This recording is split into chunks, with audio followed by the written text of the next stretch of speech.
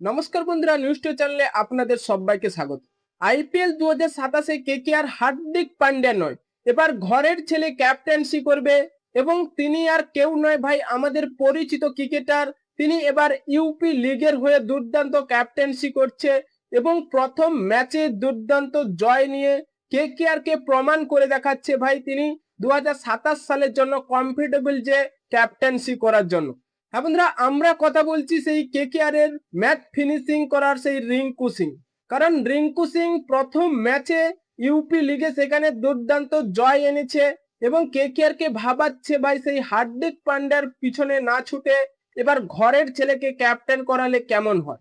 কারণ হার্দিক পান্ডিয়াকে কেকেআর পাওয়ার জন্য যে ক্রিকেটারকে দিতে হবে এবং অল ক্যাশ ডিলের মাধ্যমে কোনো মতেই আসবে না। কারণ এত সহজে মুম্বাই ইন্ডিয়ান্স হার্দিক পান্ডিয়াকে ছেড়ে দেবে যে এটা নয়। কারণ তাদের ভাই ক্রিকেটারের প্রয়োজন।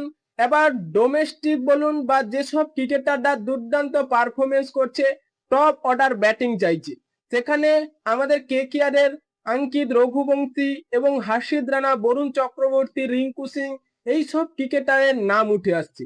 তাহলে কেকেআর কে এটাই মাথায় রাখতে হবে যে ভাই আমরা যদি রিঙ্কু সিংকে ক্যাপ্টেন্সি করাই তাহলে কেমন হবে। কারণ লং টাইমের জন্য একটা ক্যাপ্টেন্সি পাওয়া যাবে এবং হার্দিক পান্ডিয়ার জন্য দু তিনটে ক্রিকেটারকে আমাদের খোয়াতে হবে না। তাই সেখানে হার্দিক পান্ডিয়ার পিছনে না ছুটে আমার মতে ভাই রিঙ্কু সিংকে যদি 2027 সালে ক্যাপ্টেন্সি করা যায় অবশ্যই ভালো দেখাবে।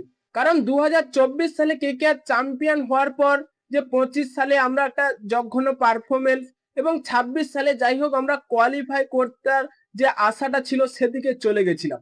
তাই সেখানে এবার 2027 সালের জন্য রিঙ্কু সিংকে একটা দিয়ে দেখা হোক ক্যাপ্টেন্সি। কারণ এটাও অনেকের মনে প্রশ্ন হতে পারে ভাই, আইপিএল এর মতো মঞ্চে ক্যাপ্টেন্সি করা এতটা সহজ নয়। কারণ ডোমেস্টিক ক্রিকেট বলুন বা ঘরোয়া ক্রিকেটে ক্যাপ্টেন্সি করা ঠিক আছে, কিন্তু আইপিএল এর মতো মঞ্চে এসে ক্যাপ্টেন্সি করা এটা আমি মনে করছি চাপের ব্যাপার। কিন্তু কেকেআর অবশ্যই একটা দেখা উচিত ভাই সেই তাদের ঘরের ছেলে রিঙ্কু সিং, তিনি 2026 সালে একটা ভাইস ক্যাপ্টেন ছিলেন, আলাদা একটা অ্যাডভান্টেজ পাবে সেখানে যে তার একটা অভিজ্ঞতা হয়তো হয়েছে।